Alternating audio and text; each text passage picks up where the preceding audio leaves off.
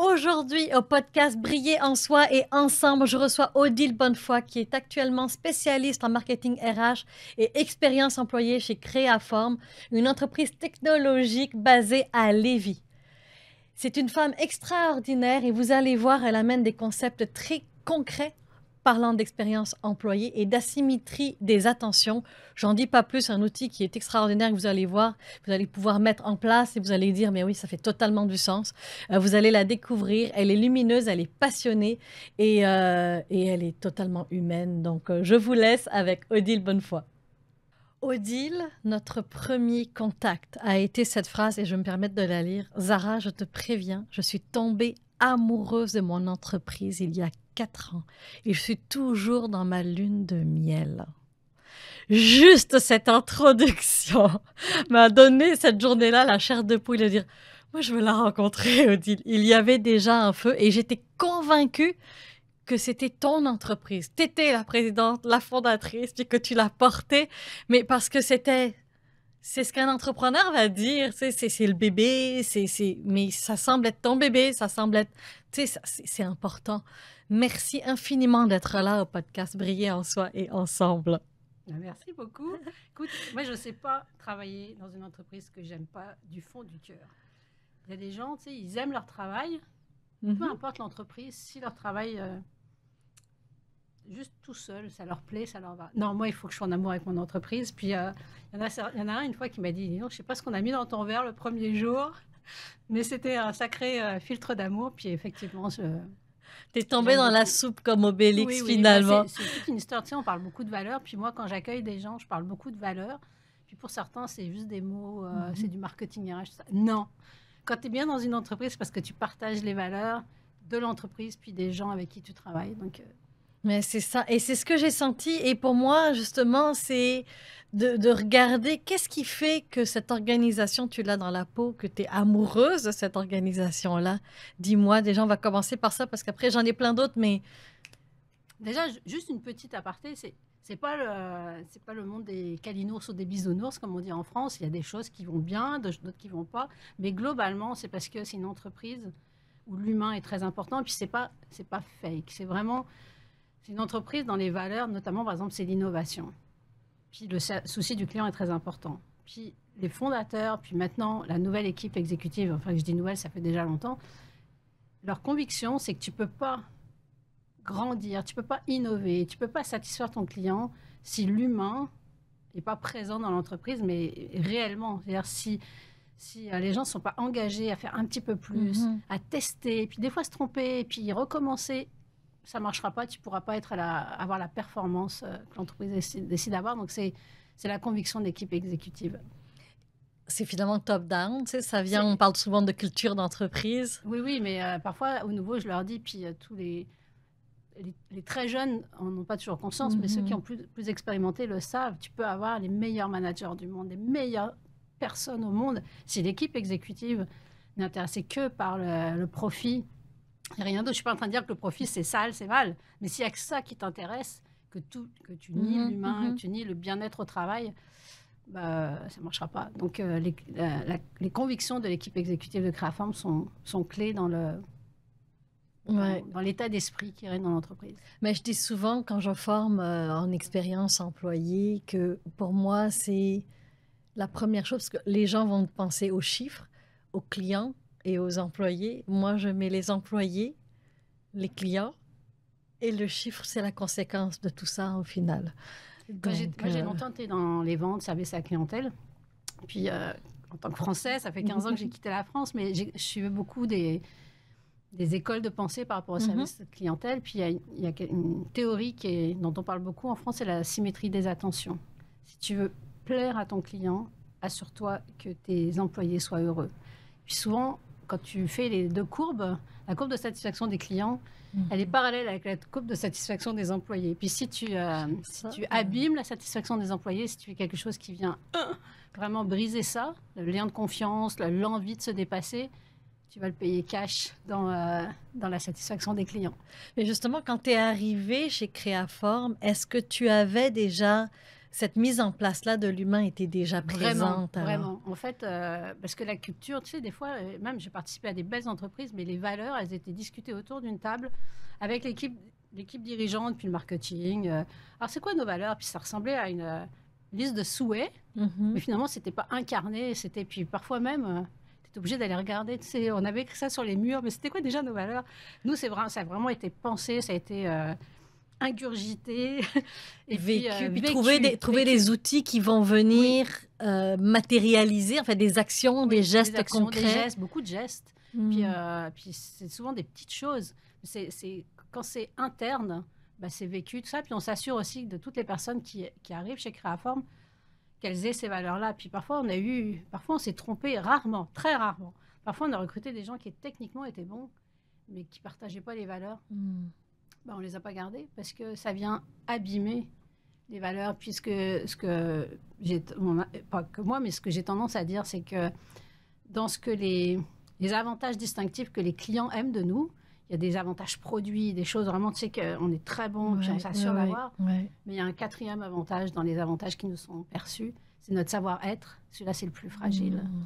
Donc, c'était déjà à l'intérieur de l'entreprise. Fait que le savoir-être, même dans la vente et même dans le produit, partout. Partout, c'est-à-dire dans ta façon, tu sais, de faire le petit truc en plus. Ça vient de est-ce que tu es bien ou tu n'es pas bien? Est-ce que tu as de la collaboration quand tu as un problème? Est-ce que tu es soutenu par tes managers? Est-ce que c'est un tout? Puis souvent, dans l'entreprise, on se dit, on ne passerait pas tous des vacances ensemble, on n'est pas tous pareils, il y a une grande diversité, mais mon Dieu qu'on est des belles personnes. Oui, c'est ça.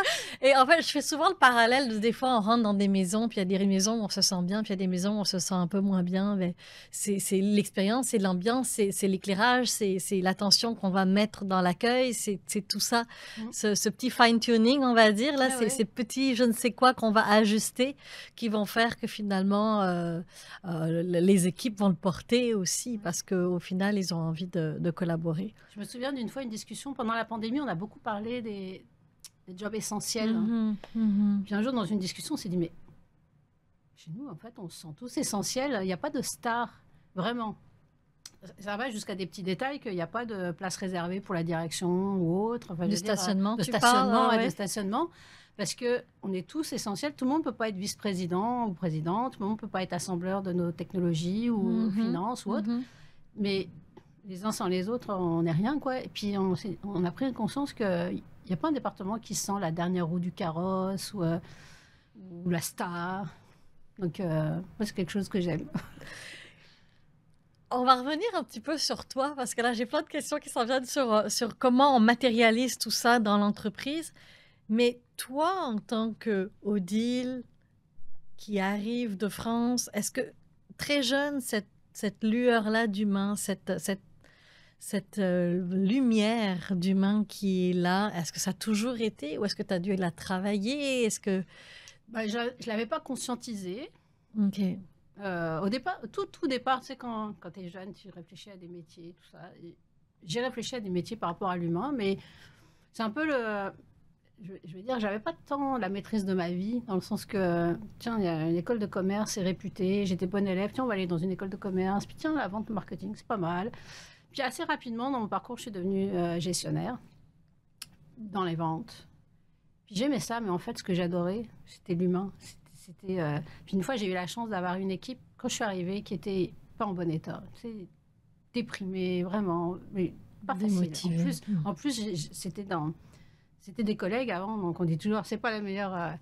Puis de voir cette équipe reprendre confiance, grandir, c'était tellement bon. Puis après ça, j'ai eu beaucoup de postes de gestionnaire et à chaque fois, ce que j'aimais, c'était pas tant de servir le client, même si je me faisais croire ça. Oui, c'était servir le client, mais c'était voir l'équipe grandir et avoir des solutions et apporter des choses aux clients. Donc finalement, l'humain était toujours là et puis de plus en plus, je me dis que... Mais il y a plusieurs auteurs qui vont le dire, hein, Hubert Joly, Simon Sinek, qui vont le dire que le job principal du leader, c'est de gérer ses humains à l'interne. Et c'est ces humains à l'interne qui vont gérer par la suite les clients. Donc, et ça va avec la symétrie des attentions. J'aime ça, j'aime ça. Donc, je trouve ça extraordinaire. Et tu m'as dit aussi, quand on s'est rencontrés, que vous aviez envoyé un sondage à vos équipes et le taux de réponse a battu tous des records. Tu me parlais de 96% de réponses.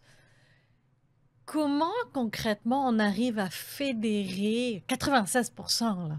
C'est parce qu'en fait, quand je suis arrivée, on a dit, on n'a jamais vraiment développé notre marque employeur. J'ai dit, même si je l'aperçois, même si on m'en parle, tout ça, moi je voudrais que ce soit les employés qui disent qu'est-ce qu'on doit mettre de l'avant. Donc on a fait appel à une agence qui a... Les RH n'avaient pas le droit d'y aller, qui a fait des focus groups, des groupes de discussion pour faire ressortir des choses, puis qui a dit, là je voudrais confirmer tout ça avec un sondage. C'est là qu'elle l'a envoyé à tout le monde en disant ça serait bien qu'on ait 30 ou 35% de taux de réponse pour avoir quelque chose de solide. Puis 96% de réponse, ça nous a dit vraiment les gens veulent contribuer. Puis c'est ça le clé, c'est que les gens veulent contribuer, donc sont engagés. Tu sais, on parle beaucoup d'engagement, mais je ne sais pas comment on l'a, cet ingrédient-là, mais on l'a. Et puis c'est aussi parce qu'ils savent qu'à chaque fois qu'on fait un sondage, des choses comme ça, on essaie d'en tenir compte de leurs réponses. Je ne dis pas qu'on fait tout. Tu sais, moi, j'encourage beaucoup parce que l'innovation, c'est de dire, dès l'instant où tu dis, ça serait bien si, potentiellement, il y a une amélioration derrière. Donc, donne-nous des idées dans ton métier, tout ça, mais aussi par rapport à la culture, par rapport à l'accueil, par rapport à toutes ces choses-là. Ça ne veut pas dire qu'on va dire oui à tout, mais je te promets qu'on va en tenir compte. Dès l'instant où tu as la conviction que quand tu parles, tu es écouté, tu as envie de contribuer. Et donc, 96 taux de réponse, on était yes! Et encore récemment, là, on a refait en fin d'année un sondage. Et là, c'était vraiment pour toutes les équipes mondiales. Hein. Puis on a eu pas loin de 80% de taux de réponse avec des belles choses. Puis ce qui est ressorti, c'était dans ce que j'aime le plus, et c'était à niveau mondial, c'est la culture positive et bienveillante. En deuxième, c'était la collaboration, le lien humain qu'il y a dans l'entreprise. Puis la troisième, c'est bien aussi, c'était tout ce qui était flexibilité et conciliation, vie personnelle et travail. Donc, tout était là. Tout est là. Mais une fois encore, je veux pas dire que c'est un monde merveilleux. Des fois c'est dur. Des fois... oui, et puis il y a toujours des problèmes de relations, toujours des problèmes de communication. Il y a toujours des gens qui sont contents puis pas contents. Enfin, ça reste une entreprise aussi. Mais il y a quand même cette envie de placer l'humain et de faire attention à ces humains-là. Et c'est ça qui est extraordinaire. Et quel que soit ton rôle. Une fois, pareil, il y en avait un qui était rentré récemment dans l'entreprise qui me dit, dans une salle de réunion, où on discute d'un sujet, il y a plein de niveaux hiérarchiques, je mets au défi quelqu'un qui n'est pas dans l'entreprise de dire qui est un boss, qui est un manager et qui n'est pas dans... Parce que tout le monde, tu as quelque chose à dire, tu es écouté, tout pareil. Puis ça, c'est waouh! Ouais.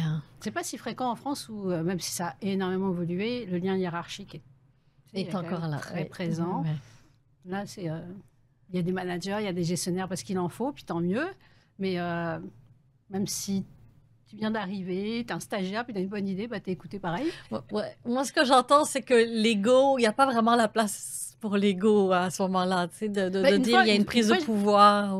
Une fois, j'avais dit ça, puis on m'avait dit l'ego, c'est pas sale. D'avoir un ego, ça te pousse. Ça te... Oui. Il n'y a juste pas de...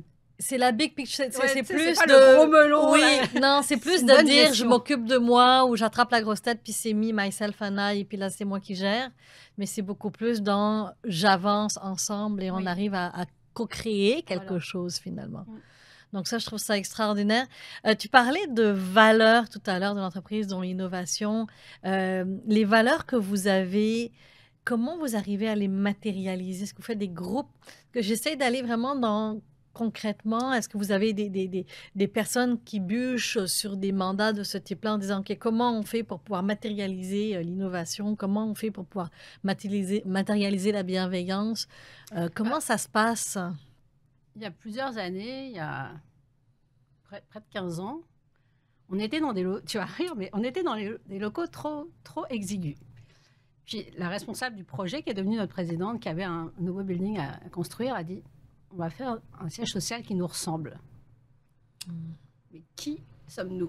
Donc là, il y a eu des groupes de discussion, tout ça, pour faire mettre de l'avant, tu sais, identifier nos valeurs, puis surtout, concrètement, ça veut dire quoi? Puis depuis, non seulement toute nouvelle personne qui rentre chez Créaform, j'en parle longuement, puis on a 3 valeurs, parce qu'il y a des choses, on a dit, comme par exemple, des fois, dans certaines entreprises, le respect, c'est une valeur.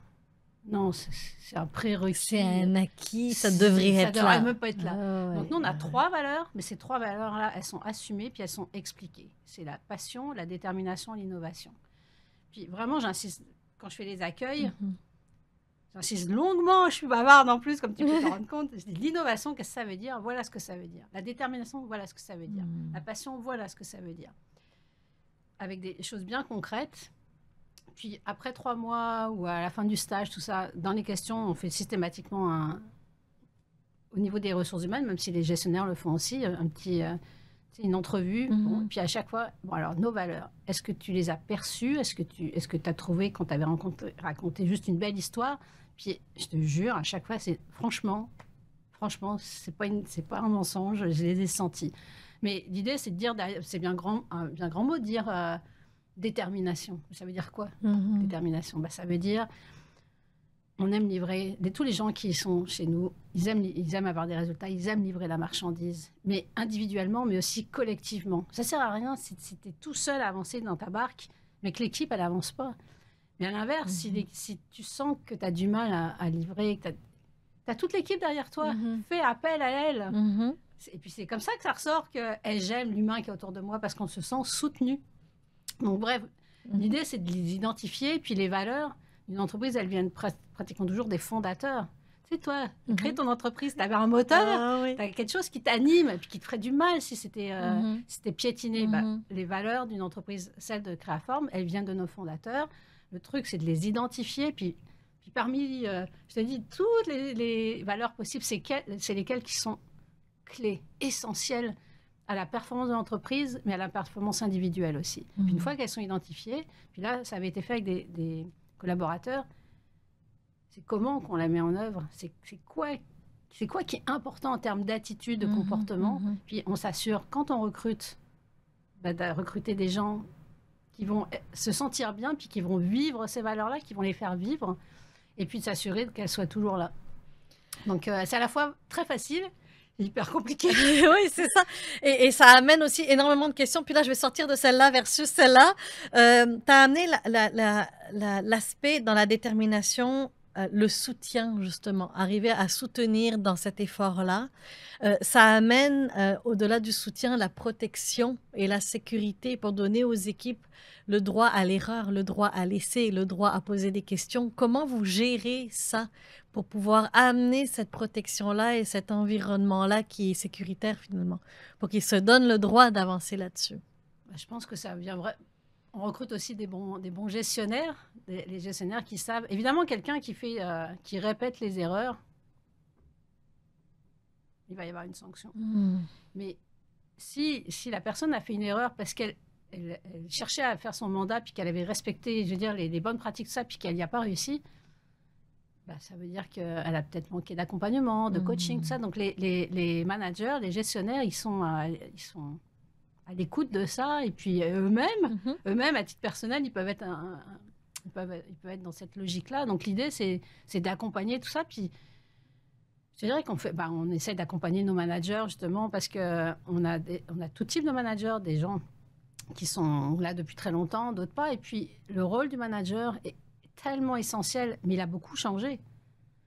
Ce côté humain, authentique, d'accompagnement, de coach, avant, il n'était pas tant là. Je veux dire, tu étais jugé sur ton résultat. Et puis, peu importe si les gens sont heureux ou pas heureux, même s'il était déjà à l'époque. Mais là, donc, on a un accompagnement à faire des managers parce que l'expérience employée, en vrai, moi, j'ai beau être responsable de l'expérience employée, je ne suis pas responsable du bonheur ou du malheur des gens. Puis, la plus belle entreprise du monde, si les managers ne sont pas bons, dans une équipe, les gens, ils partent. De toute façon, on le sait.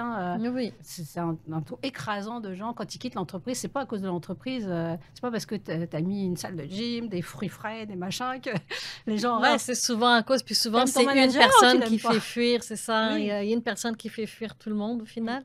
Et j'ai rencontré justement un monsieur au gym récemment qui me disait la première fois que j'ai quitté mon entreprise, au début de ma carrière, j'étais la 5e personne à partir. Et le RH m'a demandé, c'est-tu à cause de cette personne-là que tu pars? Puis il a voulu rester très poli, mais au final, tout le monde savait. Mais ils ont perdu 5 bonnes personne performante, humaine qui était Mais là. c'est là aussi une chose que je dis aux gens, c'est quand on te pose une question, que ce soit anonyme ou pas, parce que des fois on le fait anonyme, mais des fois, tu as besoin que ce soit... on lui dit, n'aie jamais peur de dire les choses. Quand on dit que l'innovation, c'est une de nos valeurs profondes, ça veut dire de l'amélioration continue. Si tu nous dis que c'est bien alors que c'est pas bien, ben on va pas savoir qu'il y a quelque chose à améliorer.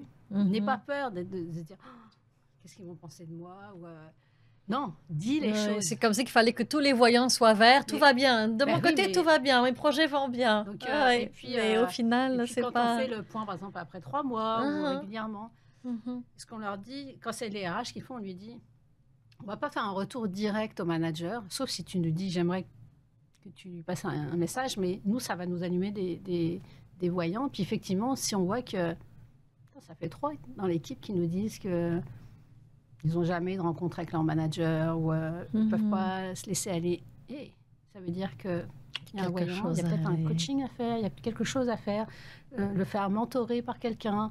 Parce que là, il y a un point de friction. Il y a matière à aller regarder. Il y a un autre point aussi dont tu parlais tout à l'heure. Tu parlais du recrutement qui est la base aujourd'hui où je veux m'assurer d'avoir la bonne personne sur la bonne chaise.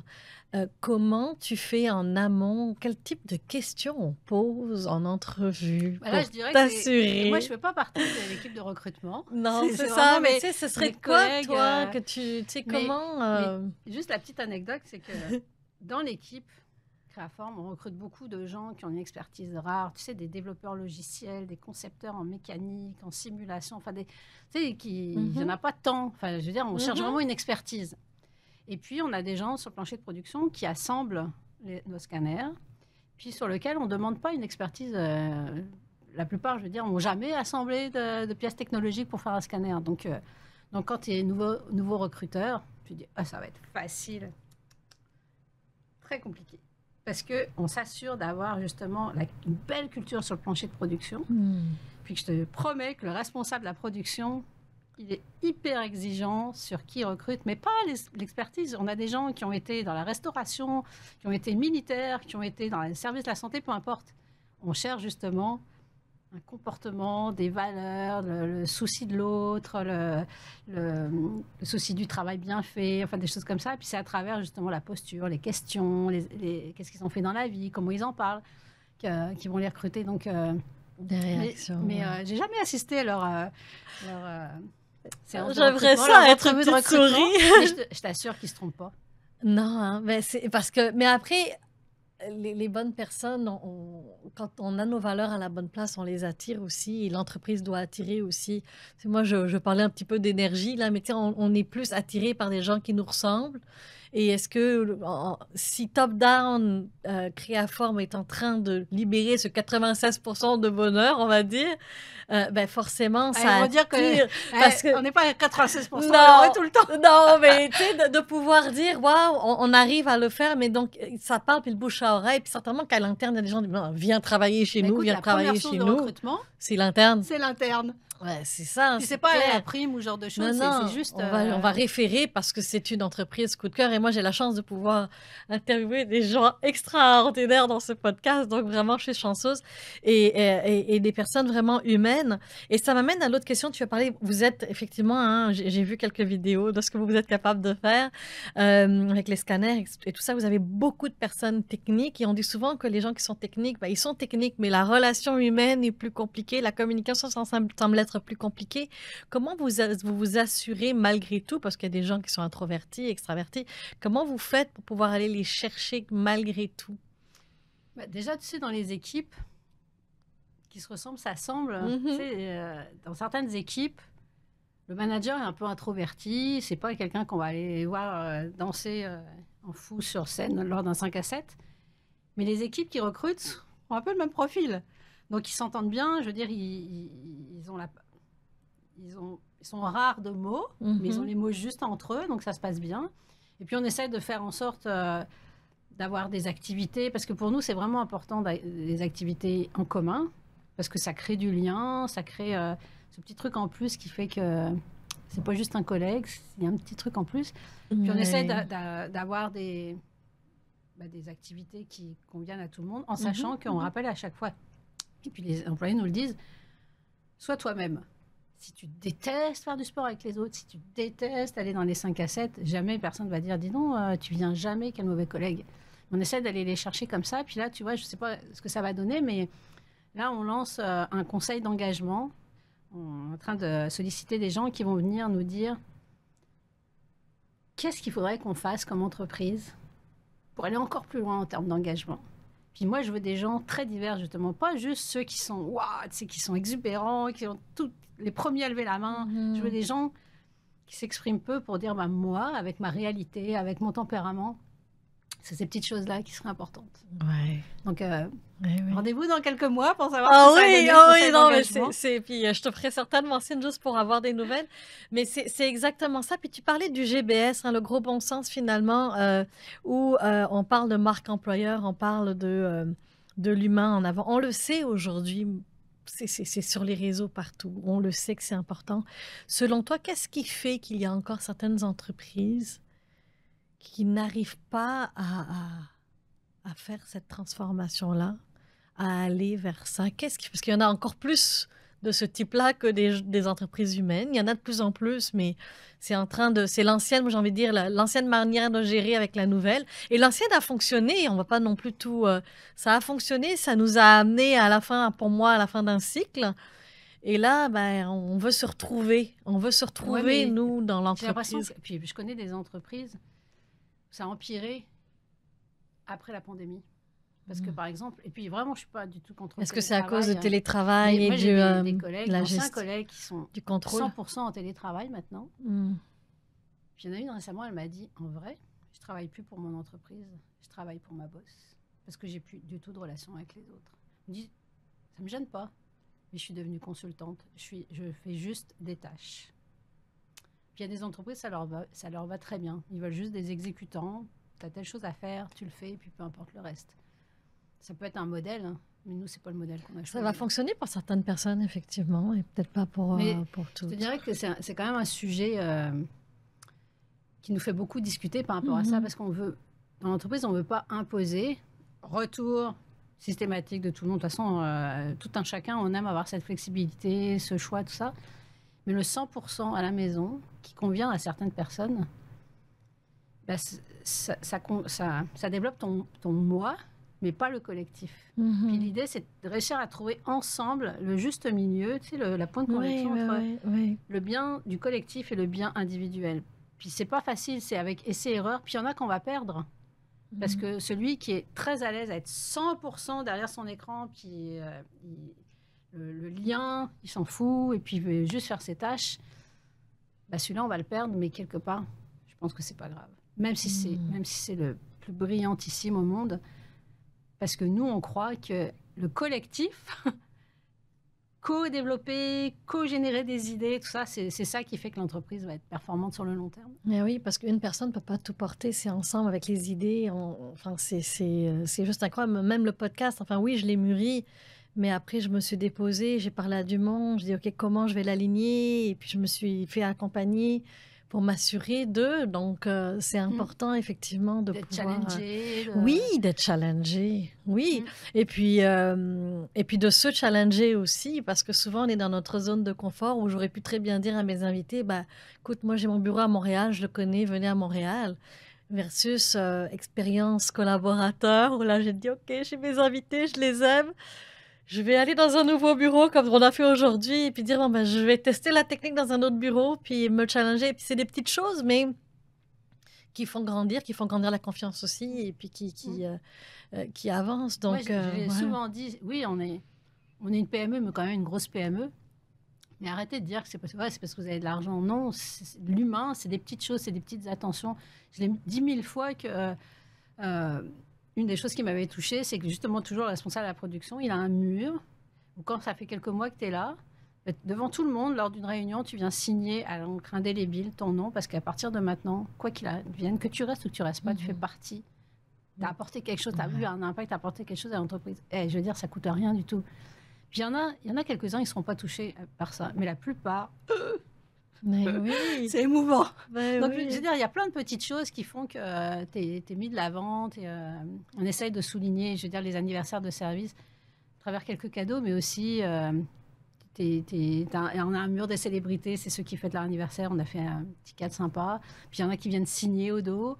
On échange leur parcours de carrière, on valorise tout ce qu'ils ont fait. Puis il n'y a pas une carrière qui ressemble à l'autre. Je veux dire, il y en a un, il a fait le même poste pendant 20 ans sur le même poste. La plupart diraient, ah, je m'ennuierais. Ben, lui, il s'est jamais ennuyé. Tu sais, c'est aussi l'occasion de montrer les parcours des humains, tout ce qu'ils ont fait, tout ça. Enfin bref, c'est des petites choses, mais... oui, puis que chaque parcours, qu'on ait envie de rester au même poste pendant 20 ans ou qu'on ait besoin de changer aux 6 mois ou aux 3 ans, ça reste qu'on a des besoins. Et puis, vous êtes, tu sais, je parle souvent de l'être, l'être de l'entreprise, l'âme de l'entreprise et l'être de la personne et arriver à faire coïncider les deux pour pouvoir s'assurer d'un bon partenariat à long terme. Mais c'est un vrai challenge, surtout avec un monde du travail en pleine évolution. Tu sais, ça change énormément. Il y a des changements de génération aussi. Et encore que j'ai encore lu récemment que la jeune génération, contrairement à ce qu'on pourrait croire, souhaite trouver ce collectif. Ils ont souffert de ne pas l'avoir pendant la pandémie quand ils étaient à l'université et tout ça. Et puis pour grandir, pour acquérir de la connaissance, de l'expertise des plus anciens, ben, tu as besoin d'être en commun. Tu n'oses pas, tu sais, quand tu es juste par Teams, tu vas échanger sur un truc très formel, très concret, très, très encadré, mais aller chercher l'expertise, le savoir, tout ça, c'est plus difficile. Donc voilà, c'est des gros challenges. Puis, c'est beau. J'ai sauté plusieurs questions parce qu'on on a répondu à pas mal, puis je ne veux pas me répéter. Tu as parlé tout à l'heure d'accueil des employés par rapport aux valeurs quelques semaines après, quelques mois après, comment ils les sentent et ils les vivent. Puis s'assurer qu'eux aussi les transmettent parce que même s'ils les vivent de l'extérieur, il faut aussi qu'ils soient des vecteurs aussi de ces valeurs-là. Mais on parlait de l'accueil la dernière fois. Tu sais, tu me disais, moi, je prends le temps d'accueillir mon monde, puis je leur explique. Tu passes à travers quoi? Donc, on a parlé des valeurs et tu passes à quoi? Je suis bavarde, ça dure 1h30 à 2h. L'accueil. La première journée, oui. La première journée. Puis à chaque fois, je leur dis, tu sais, il y a un petit sondage après. Qu'est-ce qu'on a pensé? Puis est-ce que c'était long? Un peu. Qu'est-ce que je devrais couper? Ben, en vrai, je ne sais pas, parce que tout est important. Bon, en plus, au fur et à mesure, j'agrémente d'anecdotes ou des gens qui ont trouvé qu'il avait manqué ça, je rajoute. Mais l'idée, on repart à travers... Nous, ce qu'on se dit, c'est qu'il y a des gens qui arrivent, qui connaissent quasiment rien. Puis d'autres, ils nous ont côtoyés, ils ont été des fois des fournisseurs, des concurrents, tout ça. Enfin bref, ils nous connaissent déjà, mais nous, on veut que tout le monde parte avec un peu la même connaissance. Puis je leur dis bien, tu vas retenir que 10% de ce que je te dis, mais je vais juste instaurer quelque chose. Puis donc, on parle de notre histoire, les grandes étapes, l'organisation, comment on est organisé, les différents départements, tout ça. Puis après, ça, c'est là une partie qu'on juge quand même assez importante, d'où on vient. Même si tu es dans un département, puis qu'il y en a un, tu ne travailles jamais avec lui, sache qu'il existe, voilà ce qu'il fait. Puis après ça, c'est là que je parle de nos valeurs, de la culture. Nous, on dit que l'entreprise, ça doit être un lieu où on se développe pleinement. Donc, c'est un peu... Une fois, j'avais dit, c'est un peu comme à l'université. Il y a des gens, ils vont aller suivre juste des cours. Puis, c'est bien correct. Puis, il y en a, ils vont participer dans tous les trucs du bureau des sports, bureau des élèves. Puis, c'est bien aussi. Puis, il y en a, ils vont picorer là-dedans. Puis, c'est ça qu'on veut. On ne veut pas obliger à faire tous ces trucs-là, mais on veut que ce soit un lieu où tu te développes complètement, où tu développes tes passions, où tu peux échanger avec d'autres...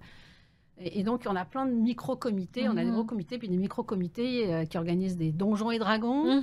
Puis, il y en a une dans notre équipe. Elle arrive, et puis le jeudi, elle arrive le lundi, puis le jeudi, il y avait un groupe qui faisait donjons et dragons. Puis, on lui en parle. Elle dit, oh, c'est la première fois que j'arrive dans une entreprise où, direct, je suis connectée avec des gens qui sont comme moi, qui aiment ce genre de truc. Et tout le monde n'aime pas jouer à ça. Enfin, bref. Donc, c'est ça qu'on essaye d'aller chercher. Comment tu gères, parce que cette question-là, elle revient souvent quand je parle dans les formations. Oui, mais Zara, moi, je ne vais pas parler de moi, je ne vais pas parler de mon perso, je ne vais pas parler de... Donc, il y a cette barrière qui se met entre perso, pro, puis je peux le comprendre, mais je vois aussi les impacts que ça a. Qu'est-ce que tu pourrais donner à ces gens-là qui nous écoutent aujourd'hui, qui sont comme... Oui, mais moi, ils n'ont pas besoin de savoir que j'aime Donjons et Dragons. Là, pareil, tu sais, je leur dis, je leur explique pourquoi on demande les hobbies, les trucs comme ça, mais si tu n'as pas envie de les partager, ne les partage pas. Tu sais, il y a des... Mais une fois, il y en a un, pareil, tu sais, quand on avait fait ces groupes de discussion, tout ça, où il y a eu après ça un sondage avec un taux record de réponses, il y en a un qui a dit, En vrai, j'ai pas attendu Créaform pour me faire des amis. Mais je me suis fait plein d'amis chez Créaform, puis j'adore ça. C'est ça qu'on essaie d'aller chercher. Il y a des gens qui n'ont pas besoin de ça, et puis ok, je veux dire, vie comme ça, mais se sentir soutenu, se sentir apprécié, sentir que tu peux parler d'autre chose que juste du boulot, pour la grande majorité des gens, ça fait toute une différence. Puis c'est ça qu'on essaye d'aller chercher. Puis, donc voilà, et puis, mais il y a des gens qui sont plus ou moins ouverts à parler du perso, et puis d'autres... Ouais. Mais je crois que le monde a changé quand même, puis on est de plus en plus... on accepte de plus en plus de montrer l'humain derrière le professionnel. Oui, sans non plus tomber dans le mode victime, etc. C'est mode solution aussi, puis de trouver, parce que cet équilibre-là aussi, j'en ai une à un moment donné qui me dit, oui, mais toutes les semaines, elle tontille dans mon bureau, puis là, elle parle, elle est pas bien, elle est pas... Sauf que tous les outils que je lui donne, elle l'utilise pas. Donc, à un moment donné, c'est comme tu dis, la responsabilité, puis j'ai noté ça tout à l'heure, je suis pas responsable du bonheur. Je peux donner des pistes, je peux écouter, je peux être là, mais à un moment donné, c'est OK, qu'est-ce qu'on fait ensemble? Puis, Inversement, dans l'accueil, je leur dis, j'ai une slide, je leur dis que pour que tu sois bien ici, au cours de ton stage, au cours de ton emploi chez nous, c'est une co-responsabilité. Nous, on va tout faire, le manager, les RH, tout le monde, pour que tu te sentes bien, mais dans ton comportement, ta capacité à te montrer toi-même, à demander de l'aide, à suggérer, à dire bonjour, à ouvrir la porte quand quelqu'un est avec une boîte. Tout ça fait que tu vas te sentir bien ou pas bien. Donc, tu es aussi co-responsable de ton bonheur dans l'entreprise. C'est beau, c'est beau, c'est beau. Tu l'as effleuré tout à l'heure quand tu disais que ce sont des petites attentions mais qui ne coûtent pas cher, justement. Quelles autres petites attentions humaines que les gens pourraient mettre en place qui donnent du sens, qui donnent de la puissance, mais que finalement, on n'a pas besoin d'avoir des budgets? Il y en a tellement. Nous, par exemple, tu sais, dans la cafétéria, il y a toujours un peu de musique. Puis une fois, j'arrive. J'adore ça. Il y en a une, elle me dit, c'est normal, j'ai mis une playlist pour toi. Oh, c'est beau! Ça n'a rien coûté, mais tu sais, on a un compte, voilà, et puis elle me dit, j'ai mis une playlist pour toi. Mais c'est tellement touchant, Odile! Non, mais pour te dire, mais dans les équipes, des fois, on partage des choses. C'est pour ça que je te dis, je suis en amour. Des gens, une fois, on avait un collègue, sa conjointe avait un gros problème de santé. D'office, son équipe, c'est qu'est-ce qu'on peut c'est mobiliser, qu'est-ce qu'on peut faire. En ce moment, je veux dire, il en arrache pour faire à manger. Tiens, on va se cotiser. Puis on va lui faire livrer des plats. Plutôt que d'envoyer des fleurs, des trucs comme ça. Et puis ça n'a pas coûté cher. Et puis, c'est tellement touchant. Mais il y en a plein des exemples comme ça. Je veux dire, quand tu es dans l'humain, voilà. C'est le sourire, le petit geste des fois on n'ose pas aussi, parce que des fois on n'ose pas, on a l'intuition, mais on ne va pas plus loin que le souffle de vie qui est rentré. Pourtant, ça nous ferait du bien de l'actionner. On n'ose pas, fait qu'en conclusion, oser en parler au final. Et oser en parler, parce que là, ce sont les gens qui sont là en aide, mais en amont, je suppose qu'on laisse la place aux gens de dire, écoute, je suis malade, j'ai ceci, j'ai cela, puis j'ai besoin d'aide. Ce qu'on nous a dit, c'est que les gens, ce qu'ils aimaient, c'est cette flexibilité, cette attention, mais j'ai du mal à te donner une recette parce que, ça, comme je te disais, c'est le gros bon sens quand tu sais que l'entreprise va être performante parce que les gens vont bien. Puis pareil, pendant la pandémie, une fois, Fanny, notre présidente, je la vois encore, elle monte l'escalier d'entrée chez nous, puis elle dit « Odile, j'ai encore sortir d'un endroit où il y avait plein de présidents d'entreprise, puis ils m'ont dit « Toi, Fanny, comment tu fais pour que les gens, comment tu t'assures que les gens, ils travaillent en télétravail ?» Elle dit « Non, mais ils n'ont rien compris. Si tu leur donnes un beau mandat aux gens, si quelque chose qui les allume, ils vont le faire, le mandat. Puis si un jour, ils s'arrêtent à 15h pour aller faire une partie de soccer avec leurs enfants, puis qu'ils se reconnectent après, so what? Je veux dire, elle dit, moi, il n'est pas question que je mette $1 ou 1 minute de temps de quelqu'un pour aller mettre en place un truc qui... Non, je veux dire, donne un beau mandat, quelque chose qui t'allume. Puis les gens, ils vont donner leur plus. Une fois, elle avait résumé, elle dit, on n'a jamais compris comment ça marchait. Mais dans l'entreprise, 2 + 2, ça fait 6. Pourquoi, comment, on ne sait pas. Puis là, justement, c'est là qu'on se questionne un peu parce que post-pandémique, notre 2+2 qui fait 6, c'est devenu plutôt 2+2 qui fait 3,5, 4. C'est bien, mais comment on va chercher un peu plus? Ouais, mais comme tu dis, c'est ces petites attentions, c'est cette humanité, c'est que quand on arrive au travail, c'est que c'est plus un travail. On va rencontrer une famille, on va rencontrer des gens qu'on aime, on va rencontrer des personnes qui nous font vibrer et on travaille dans des choses qui nous font vibrer. Donc, je suppose que vous donnez aussi l'espace aux personnes qui disent, ben là, les projets que j'ai actuellement me vibrent moins. Comment on peut faire? Qu'est-ce que je peux faire? Est-ce qu'il y a quelque chose qui est prévu Bah, quand vous voyez une démotivation? on accompagne avec nos réalités parce que parfois, Des choses qu'il faut faire. c'est ça qu'il y a à faire. Ah C'est oui, ça qu'il y a à c'est ça. faire. Puis on peut. Moi, je dis toujours, une fois, il y a très longtemps, au début de ma carrière, j'avais ma gestionnaire qui m'avait dit, t'as le job que tu mérites. Puis elle m'avait dit, ça va avec, t'as le boss que tu mérites, t'as l'équipe que tu mérites. L'idée, c'est de dire, il y a des incontournables, mais dans tes propositions, tu essaies de développer des choses, tu sais, qui viennent t'allumer. Mais à un moment donné, il y a une réalité. Peut-être que tu n'es pas en phase avec le métier. Peut-être qu'il y en a trop. S'il y a 80% du métier qui ne te plaît plus, tu peux toujours aller essayer de le faire évoluer un petit peu à la marge, mais peut-être que tu as évolué, que ça répond plus. Donc, il y a des réalités aussi. Il y a des gens qui partent chez nous parce que je ne m'y retrouve plus. Puis, on a beau essayer d'accompagner. Ce qui est très dur pour nous, c'est quand quelqu'un part, puis on lui dit, parce que quand quelqu'un part, chaque fois, on lui fait vas-y, fais ton rapport, lâche. Parce que c'est là, en plus, que les gens disent le plus de choses. Mais tu n'en as jamais parlé. Non, j'avais peur que... Ouais, c'est ça. Si tu as exprimé puis qu'on n'a rien fait, pas. Mais c'est pas confortable de changer d'entreprise. Tu es obligé de repartir à zéro. Oui, tu recommences tout. De te faire connaître, de nouer des liens, tout ça. Parle, fais connaître et change. Mais bon, c'est un accompagnement des managers aussi à faire. Donc, de plus en plus, on essaie d'accompagner nos managers. Puis, on a encore beaucoup à faire parce que qu'ils soient alertes. C'est la clé, qu'ils soient alertes, qu'ils posent des questions. Puis qu'ils prennent soin d'eux-mêmes aussi. Là. On a beaucoup parlé de la santé mentale au Québec. Là, puis on est en train de développer tout un truc pour eux en disant...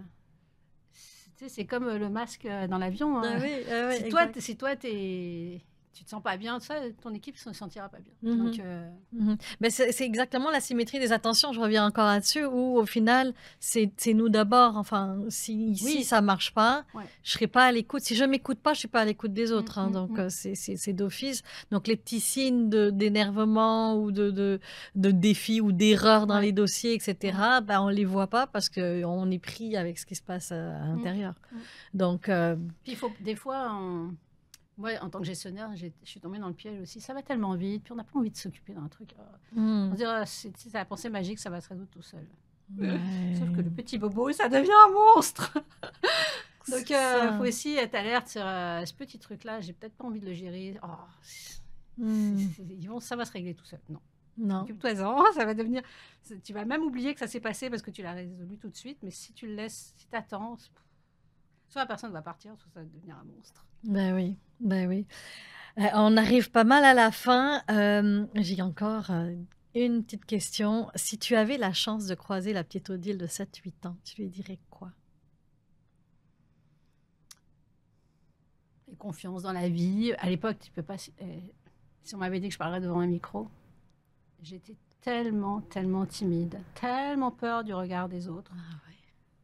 Puis un jour, j'ai eu un déclic. Et il est venu d'où ce déclic?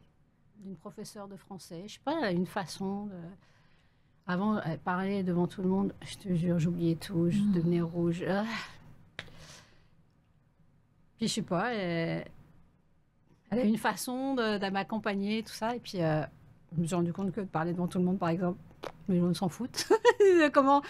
Ta mèche est mal mise, ils s'en foutent. Enfin bref, et puis j'ai appris à me détacher du regard de l'autre. Pas de m'en faire. Je veux dire, le regard de l'autre m'importe, mais puis aussi de ne pas prendre personnel des choses. Avant, je prenais tout personnel quand j'étais petite. Enfin bref. Puis aussi, dans mon enfance, j'ai vécu un drame personnel aussi qui m'a fait prendre conscience, croque la vie. Je veux dire, relativise Des fois, tu sais, il y a des gens qui se laissent complètement enfoncer par des petites choses. C'est une petite chose. Je veux dire, à part la mort Ouais. ou des graves maladies, c'est des petites choses. Puis tu sais, rebondis. Donc, puis c'est pas travailler. Ça vient de moi. Mhm. La petite fille de l'époque, pas maintenant, je veux dire, les petites choses, Mhm. je les dépasse vite. Oui, puis ça ne veut pas dire qu'il n'y a pas des moments plus difficiles, c'est juste que quand ça arrive, tu es capable de te remonter plus rapidement que d'autres Puis quand finalement. même, le conseil, c'est identifie ce qui est important pour toi, tes valeurs, justement. Puis si tu sens qu'elles sont piétinées, qu'elles sont, ben, laisse pas faire parce que tu vas mourir à petit feu. Tu t'éteins. Tu t'éteins. On va terminer avec un petit jeu. Termine ces phrases. Je crois que.